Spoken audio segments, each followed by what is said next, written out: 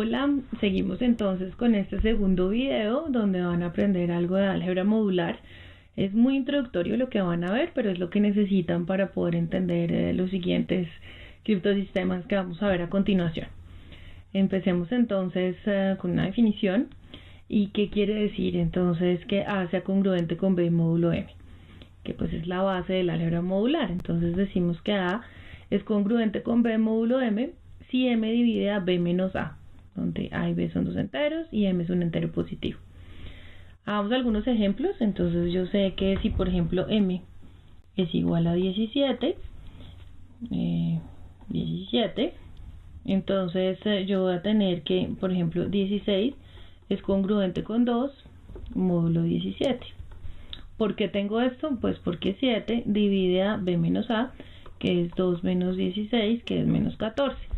Entonces, en efecto, 7 dividido a menos 14, y entonces yo tengo que 16 es congruente con 2 módulo 7. Pero 2 también es congruente con menos 5 módulo 7. ¿Por qué? Porque 7 divide a B menos A, que es menos 5 menos 2. Entonces, resulta que 2 puede ser congruente con varias cosas a la vez. Voy a poner otra notación para no siempre tener que poner módulo al final, y vamos a tener que A es congruente módulo M con B. Esto es equivalente a explicar, es equivalente a decir que A sea congruente con B módulo M.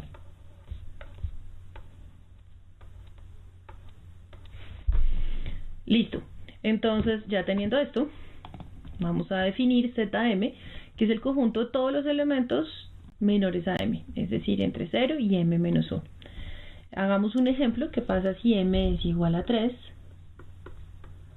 Entonces, pues Z3 es igual a 0, 1 y 2. Y lo que decimos es que todos los elementos de todos los enteros va a ser congruente con alguno de estos tres elementos, con 0, con 1 o con 2. Y los llamamos los elementos representativos.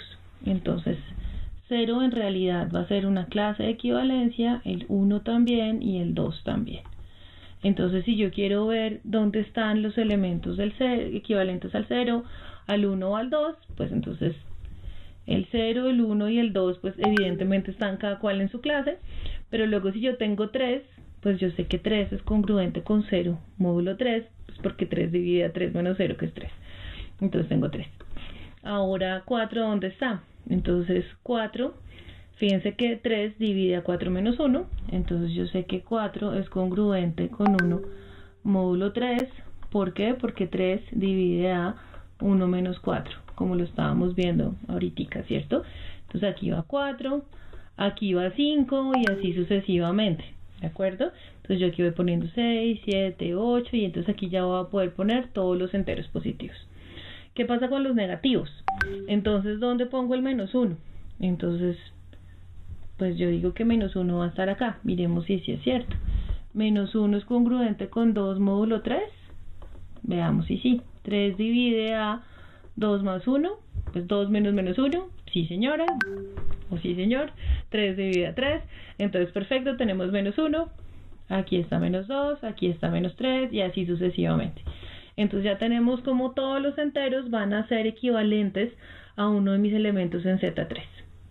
Entonces mi conjunto va a ser este Z3 que tiene sus clases de equivalencia, ¿de acuerdo?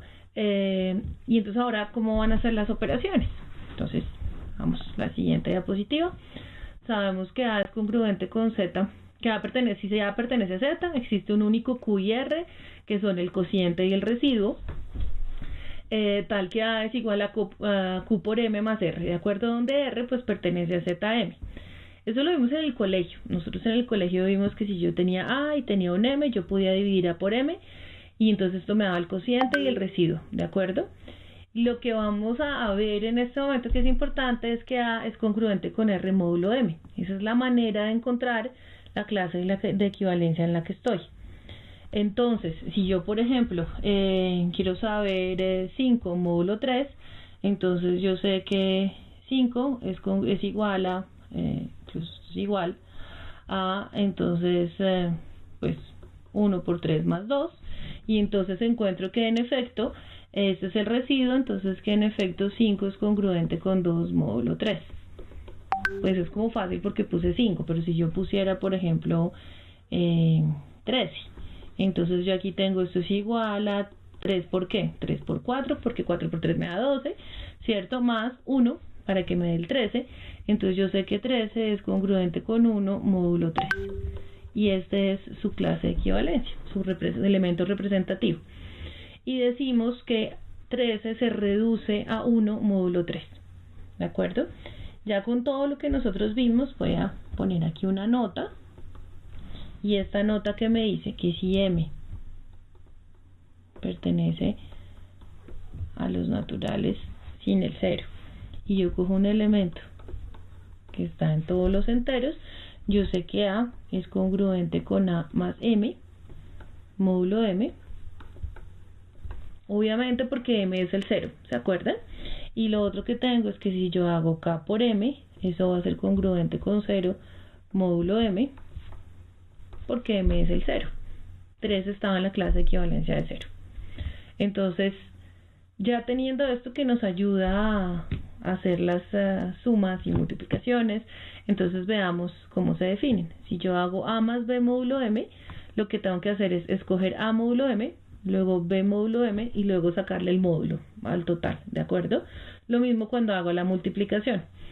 Entonces, si yo por ejemplo tengo A que es igual a 16, ¿de acuerdo? Y voy a coger M es igual a 3.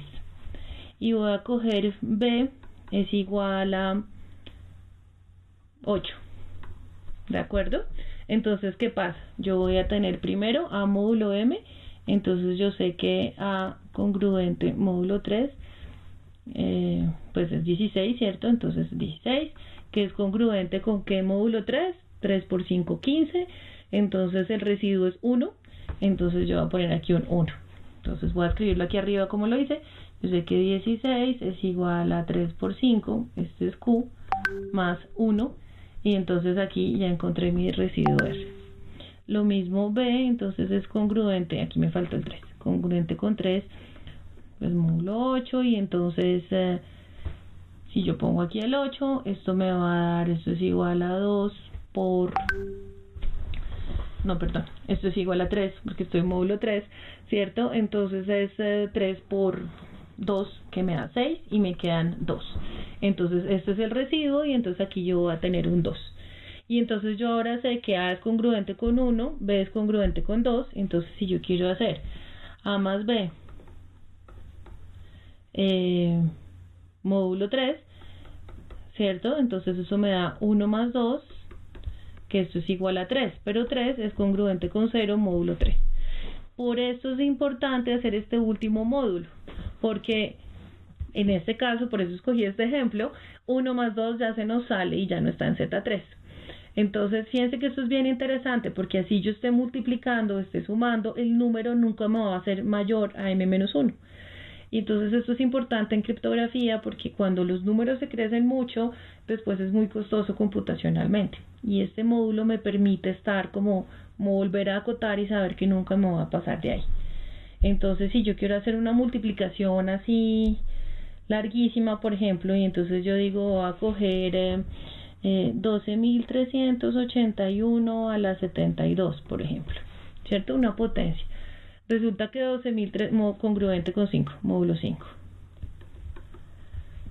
Entonces, ¿esto es igual a qué? Pues resulta que 12.381 es 1, módulo 5, porque yo sé que 5 divide a 12.380 porque termina en 0. Entonces, yo sé que eso es congruente con 1 a la 72, módulo 5, lo cual es congruente con 1, módulo 5.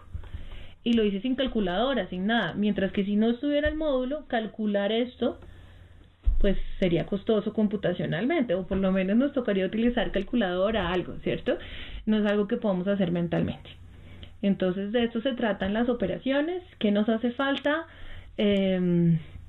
Poder hacer los inversos, ¿de acuerdo? Para hacer los inversos, no podemos simplemente hacer algo como lo que estamos haciendo. No lo voy a explicar acá, y entonces para eso se necesita el algoritmo extendido de Euclides. Si ustedes utilizan el algoritmo extendido de Euclides, pueden hacer el inverso. Y al tener el inverso multiplicativo, pues tienen la división.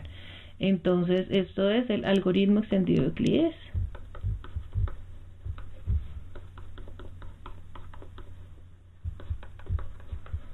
De Euclides, para que lo busquen, es muy fácil, lo pueden entender. Y ya sabiendo cómo encontrar inversos módulo m, entonces pues pueden dividir.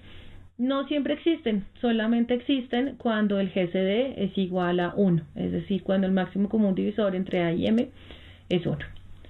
Yo lo tenía por acá escrito, pero se me sobrelapa con mi ejemplo.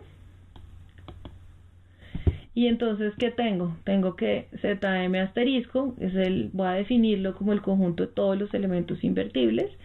Entonces, si A pertenece a ZM, yo sé porque el GCD de A y M es igual a 1. Es lo que acabamos de hablar. Entonces, ¿qué pasa si P es primo? Si P es primo, pues todos los elementos en ZP, excepto el 0, tienen un GCD igual a 1 con P. Entonces, todos los elementos entre 1 y P menos 1 conforman ZP estrella, es decir, son todos los invertibles. Ya con esto tenemos suficientes herramientas para seguir haciendo criptosistemas. Los invito a que hagan las actividades de este tema y que sigan con el módulo.